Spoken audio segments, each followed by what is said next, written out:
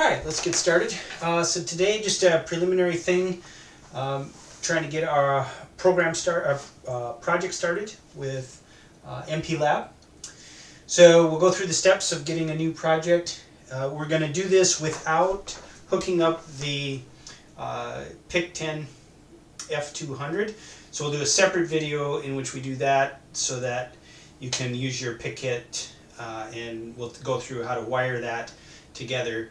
This is just to get the program set up so that you can start coding in assembly, and we'll use the simulator tool, which is very helpful because you don't always need to set up your Pickit and get a PIC10F200 microcontroller in when you want to just learn some of the early stuff, which is what we'll be doing. We'll set it up with sort of the standard setup, and I'll show you how to do that. And then there are a few, or at least one idiosyncratic thing that I don't quite know why it happens, but it took me a while to figure that out, and so I'll show you that. Now, as this series is being done, the MPLAB that I have on my Windows machine is 6.10, and then on my Linux machine is 6.15.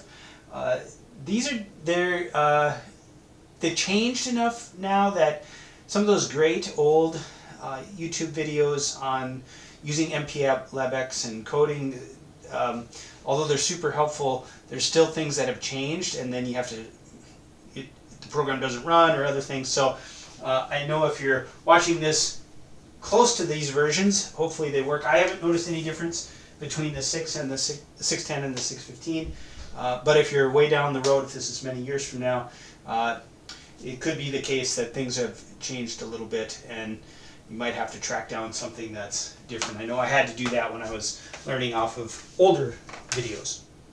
Alright, let's get a setup, and we'll just walk through that and make sure you feel good about that.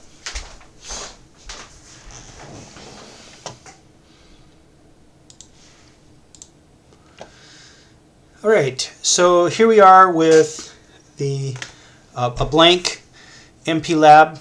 I'm going to assume that you got this installed correctly. It installed super easily on Windows. I did have a little trouble with Linux, but I'm not very good at Linux, so ChatGPT helped me get it set up, and now it's working fine. So and the old videos on YouTube can help you do that as well. So get this set up. Now we've got this blank sheet, so let's get a new program and make sure it runs and everything works okay. Alright, so we just go up here and we hit New Project, and up will pop this window. We're going to always do a standalone project. So Microchip Embedded Standalone Project, and then we'll hit Next. Now, this MPLAB works with a ton of microcontrollers. We're going to choose the baseline. Now once you start doing this recently used, so if I hit that, the 10F200 comes up. So once you do that, that'll come up all the time. But first thing you'll want to do is just choose the baseline and then find PIC10F200. Then there's this tool selection. Now here I don't have my Pickit 5 plugged in, so my only option here is the simulator.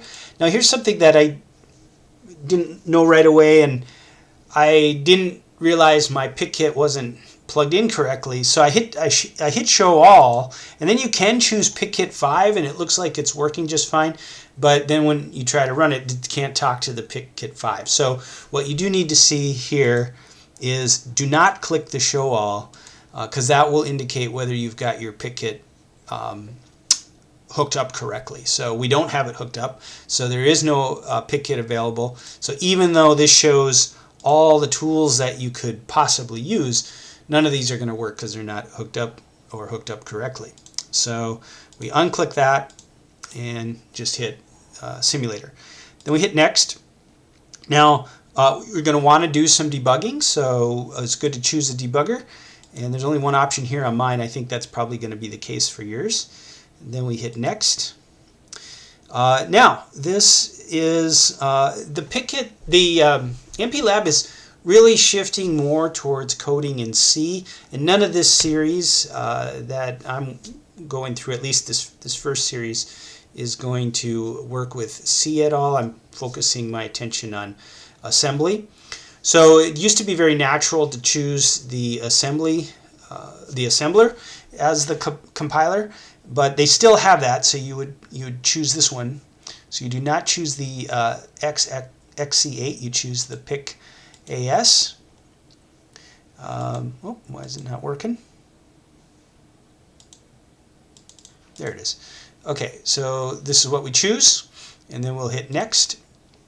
And we give it a project name, so we'll just type first project.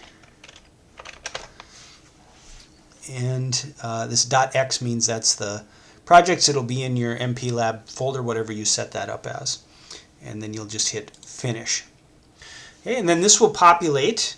Up in here, the first thing that you're going to want to do is open up source files. There's none in there. So right click on that, and then new. And then we're going to be working with assembly. So you could do a C or C++, but we're going to do assembly. I always just call mine main. And notice the .s down here is put in there for you. So if you do .s, you're going to end up with .s. So just main, and then hit finish. And that just gives you a blank sheet in the IDE here. And so we'll want to populate that so that we actually have a program that can run. All right, so the first thing we want to do is get the configuration set up and the include files. So the file that will include the some of the basic things for the particular PIC10F200 and PIC10F200. And this is what's different in these later versions of the MPLAB IDE. In the earlier ones, you would choose the header for, say, PIC10F200. Here you just have one include file, and it'll work. So I'll show you how to do that. So what we don't want to go up here is to tools, or sorry, window, and then let's see, what is it? Target memory view. So we'll be using this quite a bit. The one we want to pick here is configuration bits first. So we'll hit configuration bits, and this is all stuff you could type in, but this just helps you do it faster. So you're almost always going to want the watchdog timer off. The watchdog timer will just kind of reset, and apparently if it's on, it'll just kind of try to reset the PIC10F200 all the time. So you want to turn that off. Code Protect is normally off. What this does is it doesn't allow someone to take the PIC10F200 after you've produced it and then pull the code off of that. But we don't care about that, so that can be left off.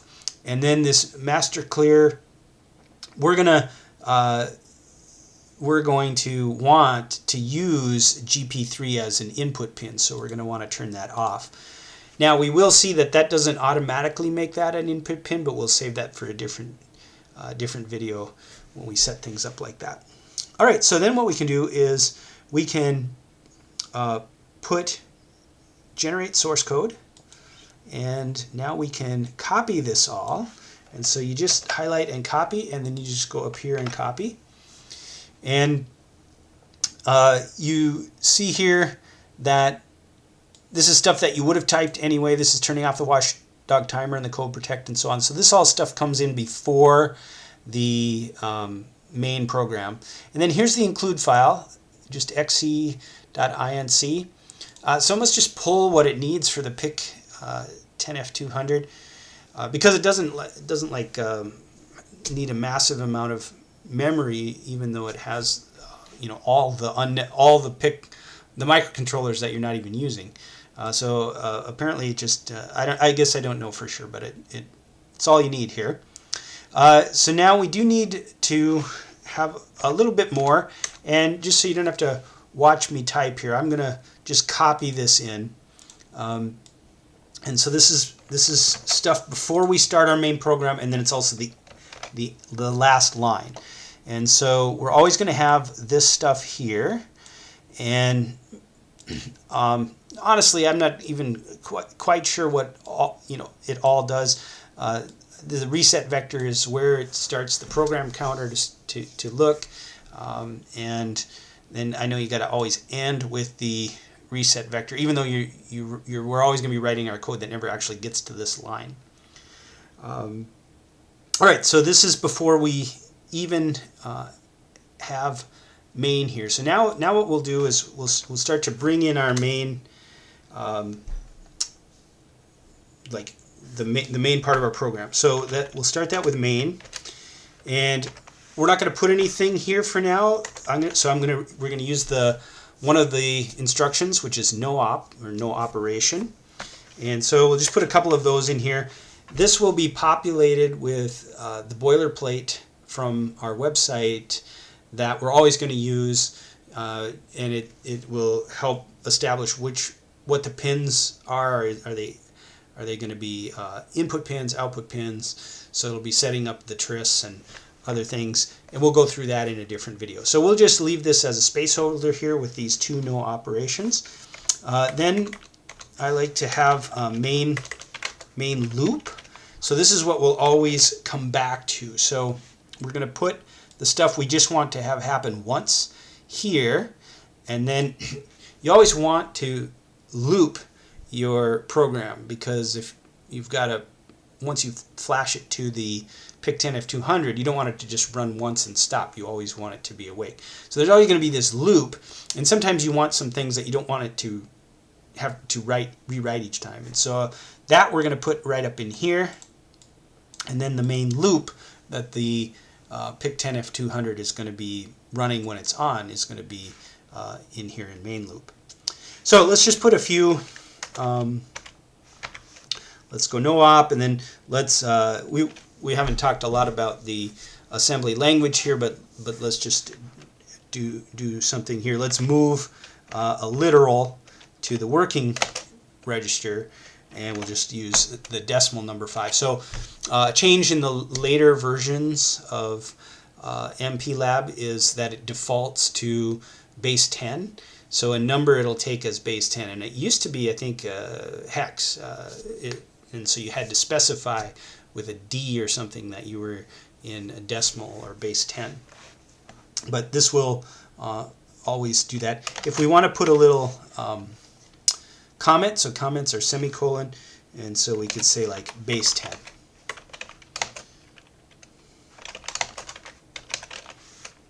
So you can always comment with a semicolon. Then we can move, let's move this from the working register to a file. And the files that we have available to us are always, we reference them with a 0x and then 1. So these, the 0 as the first number, these are going to be the special registers and ones that we can't, well, we can access, but it's not going to be the general storage memory registers. So we're always going to be 1, and then we go from, we have 8 registers, and so from 0 to 7. And so let's say we'll just put it in the first register here, 0. Okay. Then we will put a go to main loop, and this will take us, this should take us back to the main loop. It's not going to, and that's one of these idiosyncratic things that that just happen to figure out how to get it to do that. But let's see this work now. So another thing we will want to do is use the debugger, and so we'll want to set a breakpoint. So let's set a breakpoint up here, and there's different ways you could step through your breakpoints. You can go from breakpoint to breakpoint, but all you need to do is set one breakpoint, and then you can go through line by line by line, and that's what we'll do here. So first thing we should do is just build the project, make sure we don't have any errors here, and it says build successful, so that's good. And so it's ready to go. So now what we can do is, you'll notice these are grayed out here. These will be open when you have your Pickit plugged in and you actually have a PIC10F200 chip microcontroller plugged in, then this is how you push to that device. So these are grayed out while we don't have that hooked up. So this is the debugger, and so when we run this, it will run, and then up will pop up here.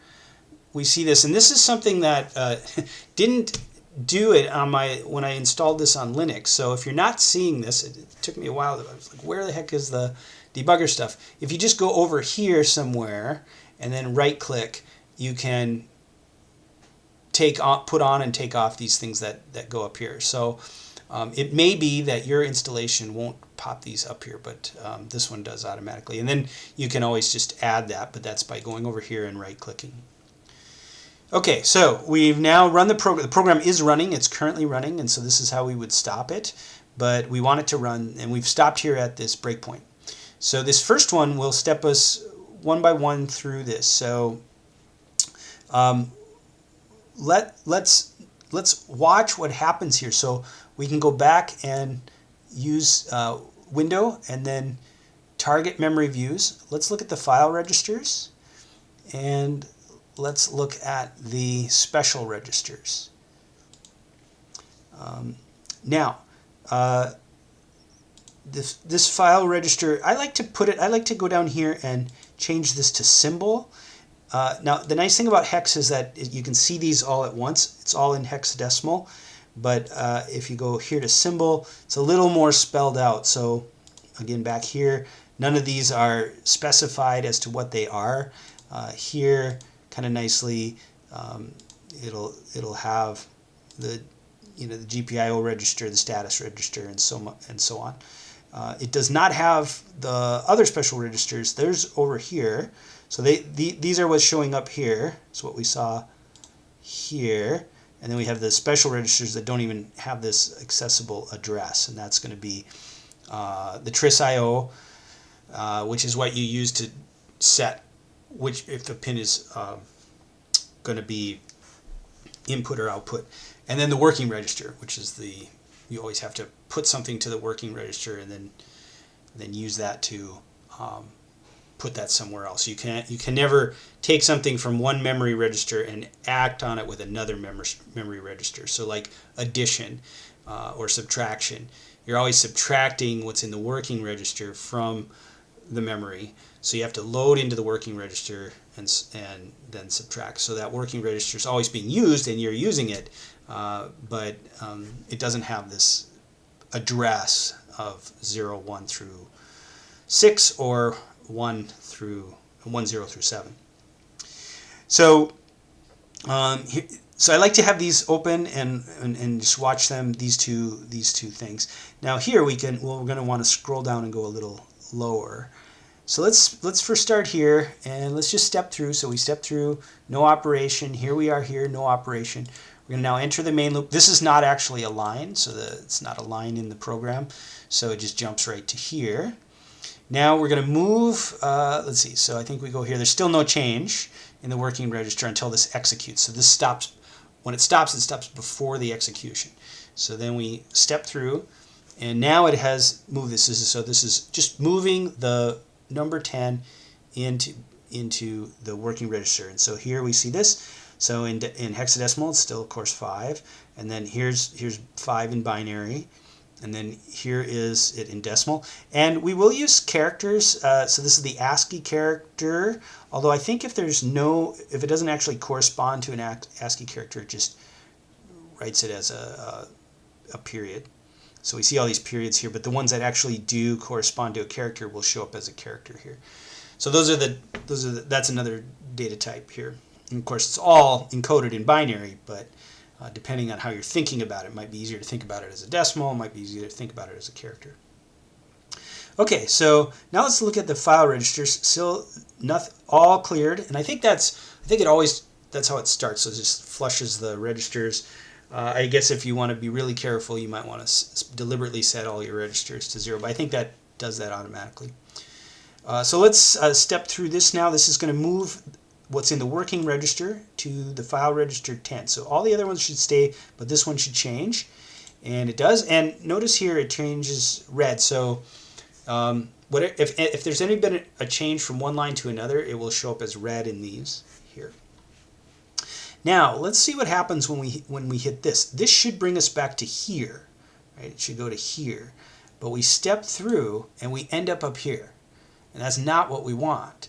So this could cause problems. This, maybe we're changing the working register up here. Something that might cause problems. So we definitely don't want that to happen. So we step through, and again, boom, it goes up there. So let's stop this now, and all we have to do is add a no operation here. And I've discovered that you need to do that here, and then you need to do it for functions that you call. So we'll talk about calling a function. We won't do that here, but we'll call a function. And just I'm not quite sure why. It might have something to do with how the pipelining is working, and it just screws up the program counter if it doesn't have this no op additional step of no operation. But I'm not really sure. But this needs to be there. So let's try this now. Let's run the program again. And again, we're stopping here. So let's step through, step through, step through, step through. Now here we are. We're in our main loop. We're gonna step to the main loop. Now it shouldn't go to this at all, but this somehow has some influence. So this will go now to the main loop instead of up here. So now we're back to the main loop. So it just looped up here. And so if we step through, it'll just keep stepping through this main loop. Okay. And so this needs to be there when you do that. And then we have this end line that it will never reach the end line because it'll just keep coming back through the main loop.